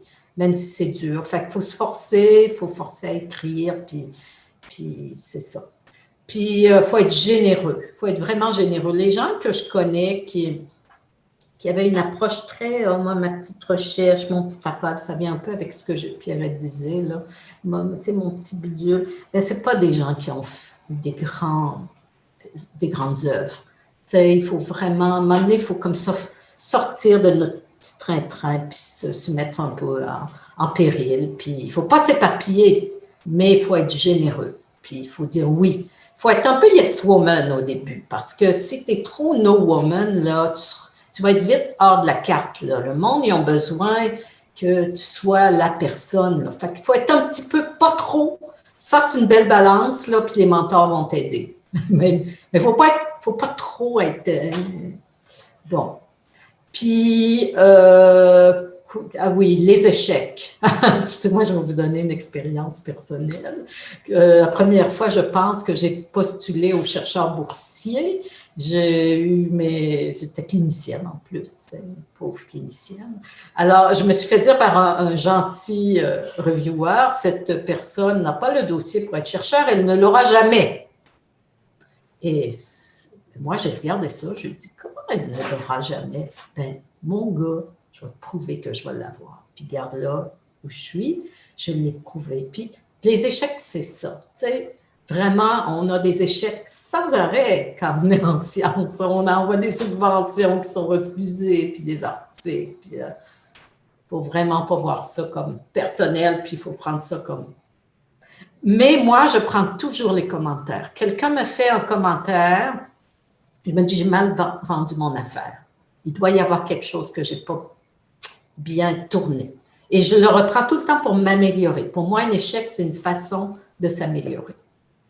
Fait que, n'ayez pas peur d'être ambitieux non plus. N'ayez pas peur d'être... Surtout ça, c'est pour les femmes. Pas avoir peur d'être ambitieuse. Ah, je suis directrice d'un centre de recherche, je ne suis pas à la hauteur d'un tel, un tel. Non, non, tu seras à la hauteur de ce que tu es. Puis ça va être toi, ça va être ton style. Puis c'est ça qui est bien. Puis ton style n'est pas le style du gars avant, mais c'est ton style. Fait que moi, je pense qu'il faut vraiment, c'est ça, ne pas avoir peur d'être ambitieuse. Voilà. Parfait, très bien. C'est très inspirant. Je vais maintenant passer la parole à la professeure Dupuis-Blanchard. Merci. Ben là, je pense que Pierrette et Sylvie m'ont tellement motivée. Demain, je vais continuer à écrire mon article. Je vais... Les bons conseils, en tout cas, même comme chercheur avec expérience et tout le kit, je dois vous dire, si j'aurais pu avoir des conseils comme ça en début de carrière, en tout cas, j'aurais été encore plus pleine d'énergie et plus motivée que je le suis. Mais en toute vérité, je dis toujours aux jeunes collègues avec qui commencent soit un poste de professeur ou que ce soit avec qui je travaille, il faut en quelques lignes pouvoir se vendre. Hein? C'est un peu pouvoir expliquer qu'est-ce que c'est, soit qui nous intéresse, soit expliquer sur quoi on travaille présentement, qu'est-ce que c'est qu'on cherche. Surtout quand on est en début de carrière et qu'on cherche un peu à se retrouver et on a un peu soit des idées soit de domaines ou de thématiques qui nous intéressent, mais il faut pouvoir expliquer ça. Les gens ne vont pas nous donner un 5-10 minutes pour qu'on leur fasse un grand discours de... Tu sais, bon, on aime ça, là, parler de nous et de nos intérêts, là, c'est facile à faire, là. Mais les gens, tu sais, on va à des congrès, on rencontre plein de gens. C'est l'endroit idéal pour faire du networking, pour se faire connaître.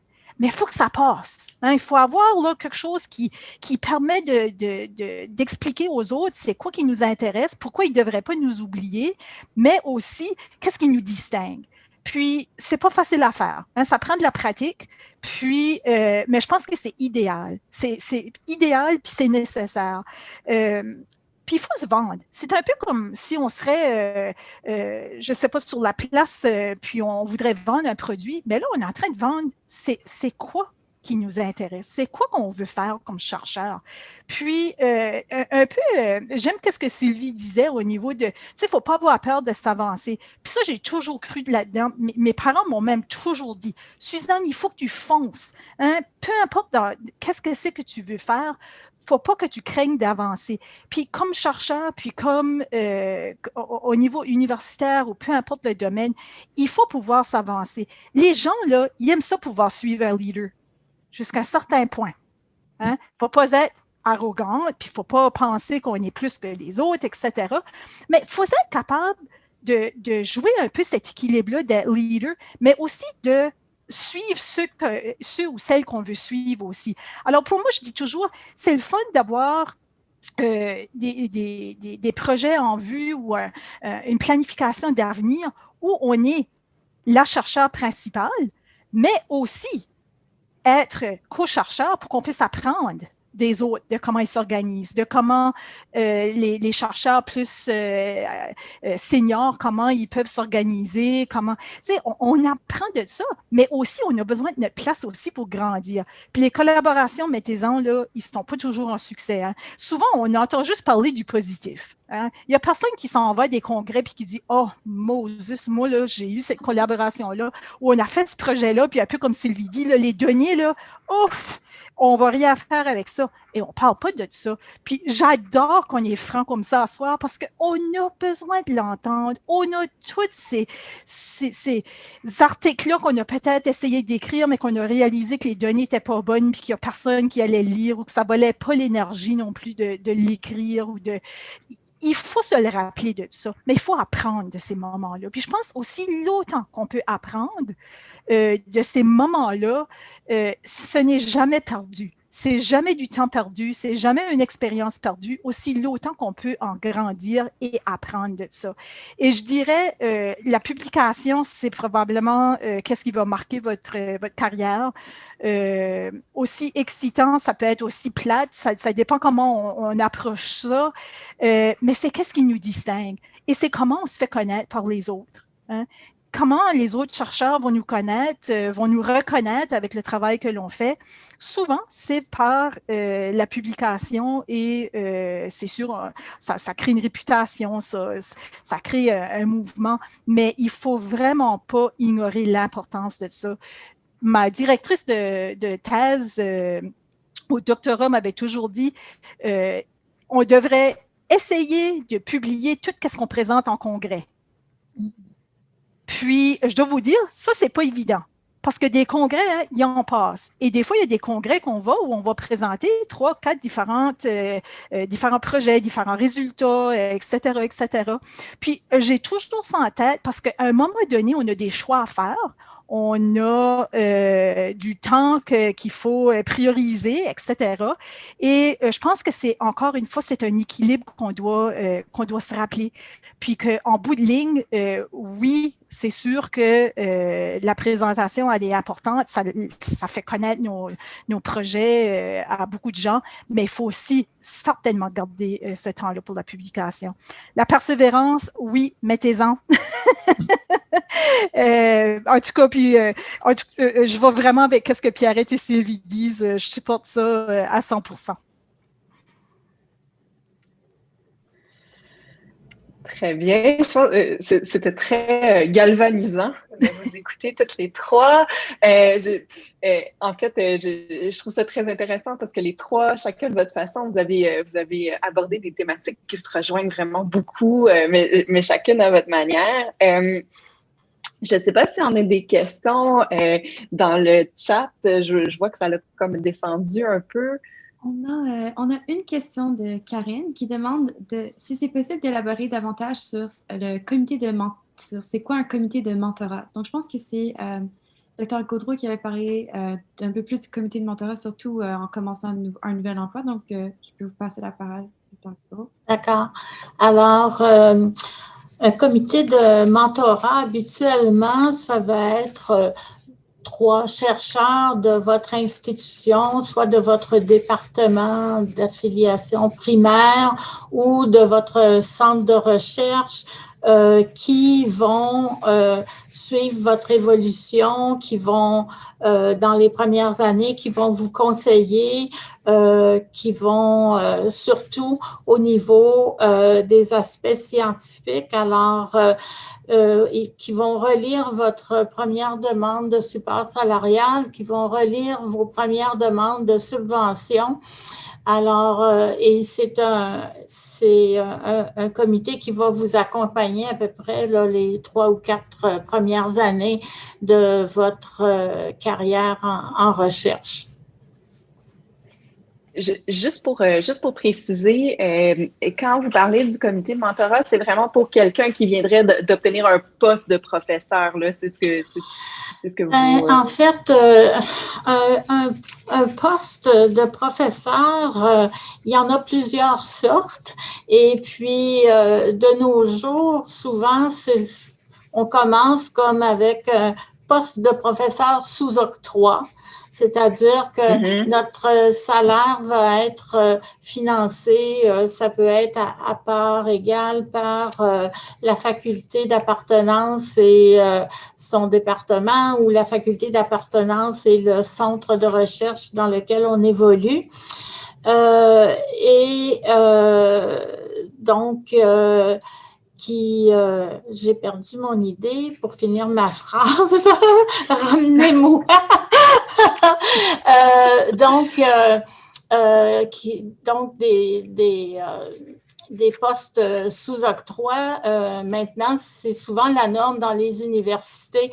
Alors, maintenant, un poste de professeur, alors là, donc, il faut distinguer poste de professeur sous octroi.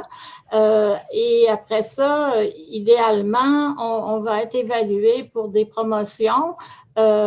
Professeur adjoint, agrégé, titulaire, mais on peut rester dans la filière sous octroi jusqu'à la fin du cycle, ou on peut aussi avoir la possibilité là, d'avoir un poste de professeur avec permanence. Alors ça, c'est toutes des nuances là, sur lesquelles il faut poser des questions quand vous êtes recruté dans un département ou un centre de recherche pour voir quel genre de conditions vous avez, puis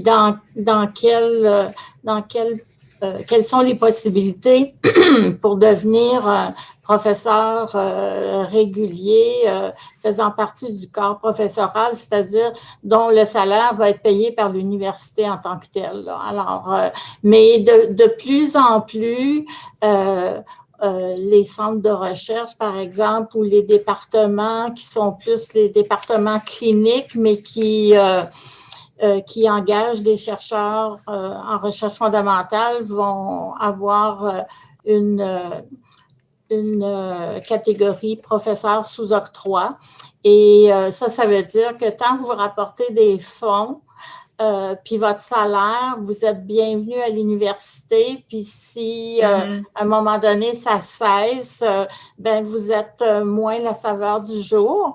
Dans plusieurs universités, il y a quand même des syndicats de professeurs et chercheurs qui fait en sorte qu'on essaie tout le temps d'améliorer les conditions pour les professeurs sous octroi pour qu'ils aient quand même une espèce de filet pour pas que du jour au lendemain, on se fasse dire que notre affectation est terminée. Alors, donc, comme quelques années de salaire en fonction du nombre d'années d'expérience comme professeur. Alors, donc, la morale de cette histoire, c'est renseignez-vous très, très bien pour voir quelles sont vos conditions, dans vos conditions d'embauche, quel titre vous allez avoir, puis quelle possibilité d'intégration au corps professoral vous allez avoir. Parfait, merci beaucoup. En fait, c'était plus par rapport au mentorat. En fait, je me questionnais parce que, en fait, il y a beaucoup des personnes peut-être qui assistent aujourd'hui qui sont peut-être plus étudiantes, doctorantes ou post-doctorantes. Puis, en fait, je me questionnais si le mentorat, c'était quelque chose de pertinent à ce moment-là aussi, ou si c'était quelque chose à considérer peut-être plus tard? En fait, le mentorat, on en a besoin, je dirais, d'une certaine façon toute notre carrière. Alors, quand Oui. on veut avancer dans la carrière, ben, c'est plus on va chercher l'expertise de nos collègues pour s'épanouir, aller vers d'autres thématiques de recherche qui sortent un peu de notre zone de confort. Mais c'est sûr que, bon, dans plusieurs universités, même à la maîtrise, au doctorat, il y a des comités de mentorat aussi, alors que vous devez rencontrer une fois par année ou quelque chose du genre. Donc, de l'accompagnement comme ça, ça peut commencer très tôt, là. Et puis, bon, ben, dans votre milieu de formation, si ce genre de structure-là n'existe pas, ben, vous pouvez toujours en discuter avec votre directeur de recherche, puis demander, voir si ce ne serait pas possible d'avoir comme une espèce de petit comité ad hoc, là, sans vouloir froisser votre directeur ou directrice, mais c'est presque la norme partout maintenant, là, d'avoir un comité de mentorat. Il y a, au niveau du postdoctorat, ben là, c'est une expérience unique, alors qui est différente et habituellement, il n'y a pas nécessairement de comité de mentorat, mais je pense que c'est un comité de pairs qui est facilitateur. Donc, la chose la plus importante, c'est vraiment de vous intégrer dans le milieu de votre stage postdoctoral avec les autres postdocs qui viennent de différents endroits à travers le monde, souvent, pour vraiment développer des collaborations avec eux et souvent apprendre des nouvelles techniques, des nouvelles sphères de recherche, etc. Donc, c'est un moment privilégié dans la vie d'un chercheur, le stage postdoctoral. Alors, vous avez toutes les connaissances sans les responsabilités d'un chercheur encore. Fait qu'il faut en profiter à plein. Alors, donc, pour avoir des publications en collaboration, mais pas négliger les publications comme premier auteur aussi, parce que c'est ça qui va faire la différence si vous avez une bourse et vos subventions. Mais donc, et après ça, comme jeune chercheur, ben, c'est important, le comité de mentorat. Donc, il faut vraiment songer à ça dans votre nouveau milieu de travail et de recherche. D'accord, merci. Je vois le temps qui file. Je vois qu'il est déjà 6h35. Donc, je ne sais pas si on veut tout de suite passer aux questions du public. Est-ce qu'on en a? Est-ce que... Oui? OK, d'accord. Donc, je vais laisser... Je vais aussi vous laisser... S'il y a quelqu'un qui préférait enlever son microphone de mute et à ce point-ci, demander une question à voix haute, vous êtes la bienvenue de le faire aussi. Peut-être juste lever la main ou envoyer un message dans le chat avant, comme ça on n'est pas trop quatre à se parler un par-dessus l'autre, sinon le chat est encore ouvert. Mais je peux commencer. Moi, j'ai une question. En tant que femme aussi, Docteur Dupuis-Blanchard, vous en avez parlé un peu plus tôt dans la discussion. Comment on peut faire vraiment, ou si vous avez des conseils pour balancer tous les différents rôles qu'on porte aussi comme femme, surtout au début de la carrière, donc peut-être devenir mère, commencer une carrière dans le monde de la recherche, de la famille, donc tous ces différents rôles qu'on porte comme femme. Une grosse question. Une question importante aussi. Juste quelques idées pour peut-être commencer la discussion, mais de qu'est-ce que j'observe, je pense que c'est un peu différent pour chaque personnes aussi. J'ai des collègues qui ont été en congé maternité pour une année, mais qui ont passé leur année avec leur jeune bébé quand même à écrire ou à faire des demandes de subventions, des choses comme ça. Alors que j'ai d'autres collègues pour eux qui ont pris complètement leur année de congé, et pour d'autres qui ont mis la planification de la famille un peu sur hold, là, sur côté, et ont concentré sur leur carrière au tout début pour la faire partir, et ensuite qui ont passé justement à d'autres rôles. Je pense que c'est l'important, je pense, c'est d'y penser. Je veux dire, on peut planifier tout ce qu'on veut. Peut-être, parfois, ça se passe pas comme ça non plus. Mais je pense qu'il faut y penser de façon consciente. Il faut, ça se planifie une carrière aussi, hein, puis ça se planifie d'être parent ou quelque chose jusqu'à un certain point. Je veux dire, j'ai pas de grands conseils super spécifiques à ça, sauf que je pense que c'est ça. Il faut un peu prévoir qu'est-ce que c'est que l'on préfère ou qu'on veut faire, qu'est-ce que notre partenaire désire aussi, puis j'ai des collègues qui ont attendu qui, après ça, il était trop tard. Alors, il y a plein de facteurs là-dedans, ça devient très complexe, mais c'est notre réalité. Puis il faut dire que moi aussi, je suis en train de réviser présentement des demandes de subventions auprès des IRSC. Puis je te dis, il y a des espaces dans les CV qui nous permettent de dire qu'on a eu une interruption de carrière. Puis c'est correct de le faire. Je veux dire, il faut... je veux dire, on est quand même humaine, on a quand même, je veux dire, un droit d'être maman et de poursuivre des carrières quand même. Alors, je pense que, en tout cas, c'est un peu mes pensées comme ça, là. Je ne sais pas si Sylvie ou Pierrette... Ben, c'est pareil, hein. Je veux dire, moi c'est juste que faut comme admettre que tu peux pas tout faire parfaitement dans la vie. Puis moi, là, mon fils est grand, puis j'ai plus besoin de m'en occuper. Je vois la différence, c'est sûr. Tu sais, c'est sûr que quand il était petit, puis j'avais la garderie, puis les machins, puis c'est sûr que c'était plus exigeant, puis ça ralentit la carrière un peu. Mais c'est tellement formidable d'avoir un petit, c'est tellement formidable. Tu sais, je veux dire, on est multiples, on est complexe, on n'est pas juste un chercheur, alors il faut comme embrasser la vie complètement. Puis il faut admettre que tu ne seras pas parfait partout. Moi, je n'étais pas parfaite comme mère aussi non plus, hein. Fait que, puis c'est correct, puis ils sont contents parce qu'on est heureux, puis qu'on leur apporte autre chose. Fait que je pense que la clé, c'est de ne pas rechercher la perfection, puis d'être bienveillant vers soi-même. Ça, c'est vraiment important.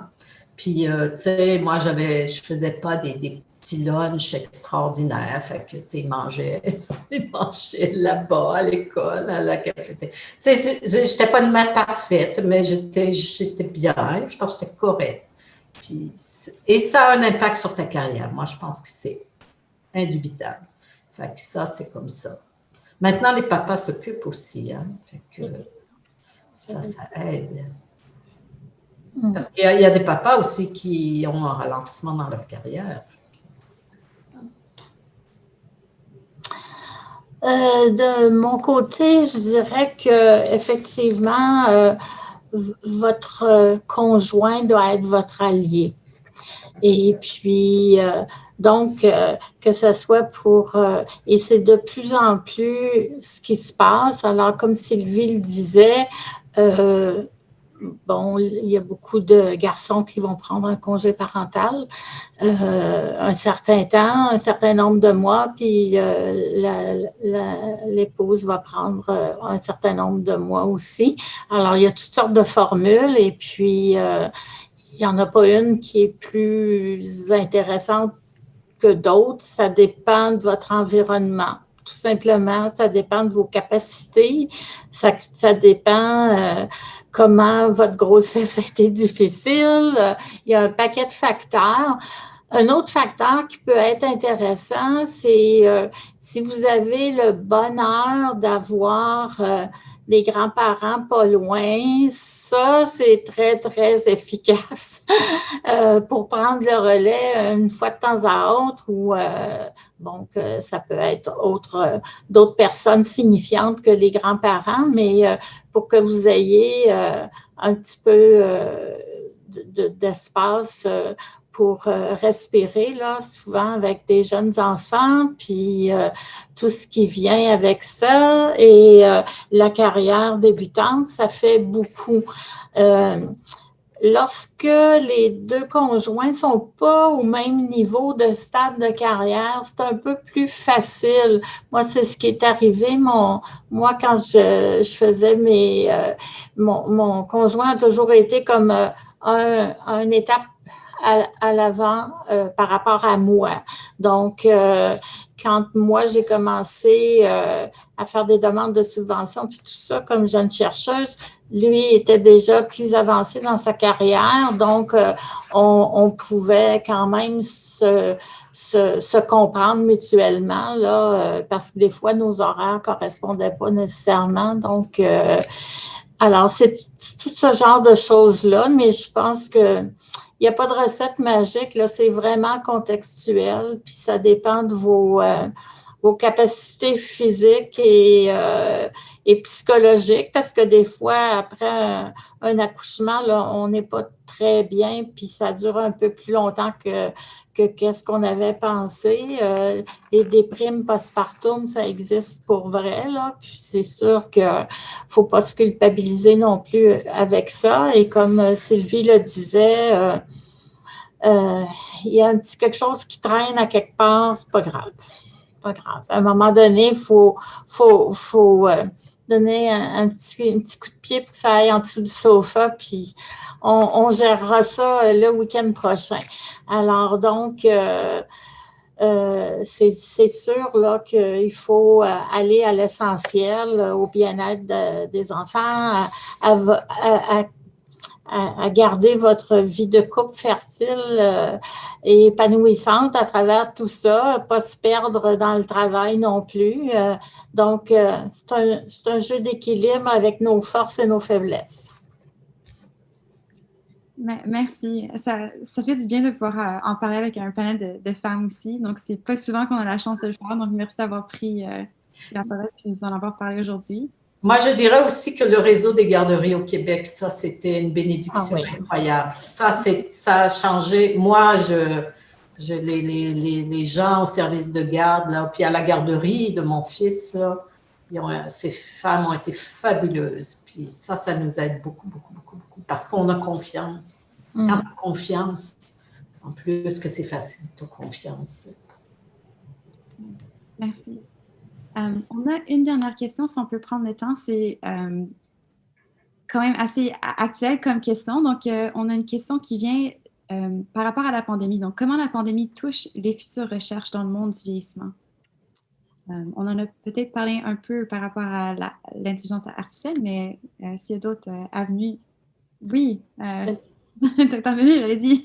Je peux répondre? Ah oui, moi, il y a des choses incroyables au niveau de la pandémie. L'impact que ça a eu dans le vieillissement, c'est immense, immense. D'abord, c'est sûr que ça a mis le vieillissement sur la carte, mais pour des bonnes et des mauvaises raisons. Mais je trouve qu'il y a deux éléments que je voudrais dire. D'abord, l'impact terrible qu'a eu l'isolement des aînés sur toutes leurs fonctions cognitives, physiques, psychologiques. C'est là qu'on réalise comment les interactions, je veux dire, c'est quasiment un modèle expérimental, là. Tout le monde autour de moi me disent que leurs parents, qui étaient peut-être un petit peu déments ou qui avaient peut-être une petite fragilité, ils ont décliné de façon incroyable pendant la pandémie. C'est terrible, terrible, terrible. Et ça nous montre l'importance des facteurs psychosociaux pour les aînés. Puis l'autre affaire que moi je trouve aussi pour la recherche, puis là je ne parle pas de recherche fondamentale, sûrement Pierrette a plein de choses là-dessus. Et puis Suzanne sur le maintien à domicile évidemment, mais en tout cas, c'est la technologie. AgeWell, qui est, vous savez, ce réseau en technologie et de vieillissement, a montré que l'imprégnation des technologies chez les aînés, ça a été une explosion, la pandémie. Donc maintenant, les aînés, je pense que c'est comme le double, utilisent l'Internet ou en tout cas utilisent peut-être que, Suzanne, tu connais un peu ces statistiques-là, mais en tout cas, l'augmentation d'utilisation de tout ce qui est technologie par les aînés, c'est gigantesque. Fait que ça va avoir un impact sur comment on peut avoir accès aux aînés aussi, parce que ça veut dire qu'on peut peut-être justement développer des programmes, faire de la recherche à distance, utiliser toutes les nouvelles technologies pour répondre à des questions, poser des questions différentes, puis rejoindre les aînés partout au Canada, là, parce que justement, on parle à Suzanne qui est... On est toutes dans la même pièce, vous êtes toutes dans mon bureau, mais dans le fond, on n'a aucune idée où vous êtes. Peut-être vous êtes au Japon, mais c'est ça qui est fabuleux. Donc, c'est pareil pour les aînés, on va pouvoir aller les rejoindre avec ces nouveaux moyens. Donc, je trouve que c'est excitant en quelque part. Je suis entièrement d'accord, Sylvie. C'est sûr qu'au niveau de technologie, puis utilisation de la technologie auprès des personnes âgées, ça introduit tout à fait un autre monde, puis c'est quelque chose. La pandémie a vraiment mis sous la loupe un peu qu'est-ce qui est le vieillissement. Pour nous qui baignent dedans, je pense, de façon régulière, on n'est pas surpris par certaines histoires, certaines choses. C'est sûr, ça nous fait toujours bien de la peine. En tout cas, c'est très difficile de lire et de voir ce qui se passe.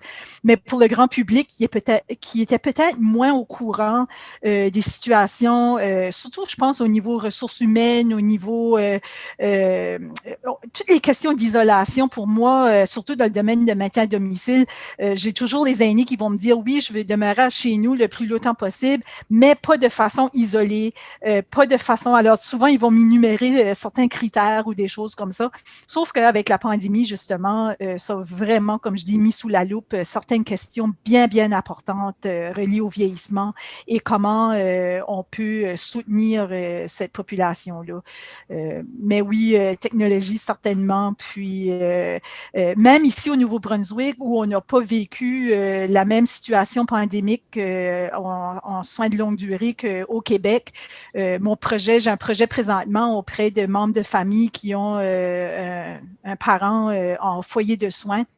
Et nous aussi, on voit bien des diminutions au niveau de la santé mentale, au niveau de démence, au niveau de perte de poids. Et je me dis, on n'a même pas, on n'a eu que quelques cas en foyer de soins. Alors, l'impact est ressenti même à l'extérieur de provinces qui ont eu des cas. Puis c'est ça qui est frappant. Mm-hmm. Moi, je vais peut-être aborder ça sur un angle différent. La pandémie a été très éprouvante pour les chercheurs dans le domaine du vieillissement parce qu'on a été privé très longtemps d'accès à nos cohortes de personnes âgées. C'est vrai qu'on peut faire des interventions par Zoom ou Team, mais c'est difficile de faire des mesures directes par ces moyens-là. Alors, donc, ça a été un petit peu compliqué. Puis, on a eu certains cris du cœur de jeunes chercheuses là, qui étaient vraiment... qui démarraient leur programmation de recherche et qui n'ont pas pu le faire à cause de la pandémie. Alors ça, je dirais que c'est un peu plus aigu dans le domaine du vieillissement que dans d'autres secteurs de recherche, bien que ça a touché tout le monde, là. À part ça, il y a aussi dans mon secteur qui est plus biologie du vieillissement, on a souvent des grandes quantités d'échantillons de sérum, par exemple, à faire analyser pour toutes sortes de biomarqueurs d'intérêt qu'on met en lien avec d'autres paramètres qu'on a mesurés.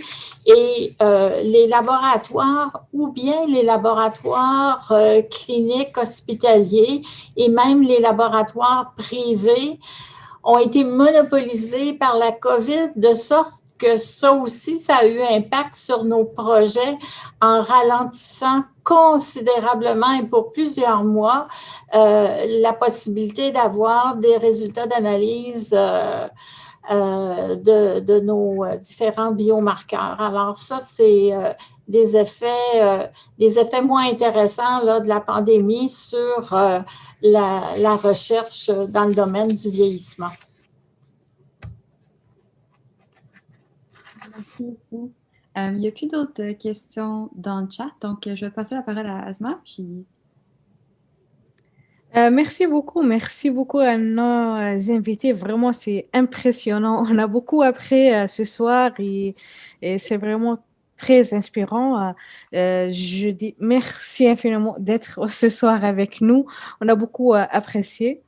Merci aussi à mes collègues, aux tous participants qui même restés jusqu'à 19h. C'est vraiment tellement intéressante cette discussion. On n'arrive pas à quitter. Alors, je vous souhaite une belle soirée. N'oubliez pas, on a d'autres discussions soirées prochainement avec d'autres thèmes, surtout pour les hommes. Et c'est ça, merci à tout le monde et je vous souhaite une belle soirée. Merci beaucoup. À la prochaine. À la prochaine, bye. Oui, merci bien pour l'invitation. Merci beaucoup à tous. C'était vraiment très intéressant. Un plaisir.